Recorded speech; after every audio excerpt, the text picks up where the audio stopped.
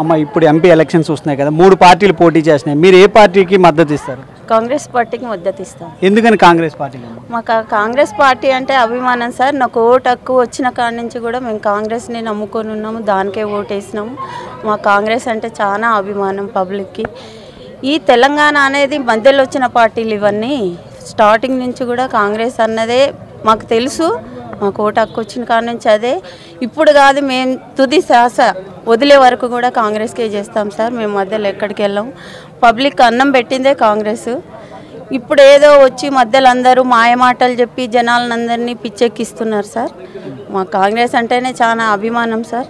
మేము చెప్తాము, పోరాడతాము. మేము తుది శ్వాస వదిలే వరకు కూడా మేము కాంగ్రెస్లోనే ఉంటాం సార్. ఇప్పుడైనా ఎంపీగా కొండా విశ్వేశ్వరరెడ్డి గారు వచ్చారు, అతనికి కూడా పూర్తి మద్దతు ఇస్తాం. మేము పూర్తిగా అతని కోసమే పోరాడతాము, చేస్తాము. ఇప్పుడు గెలిపించుకుంటాము అతన్ని. అలాగే సెంట్రల్లో ఒకవైపు చూస్తే కాంగ్రెస్, ఇంకో సైడ్ మోదీ గారు ఉన్నారు.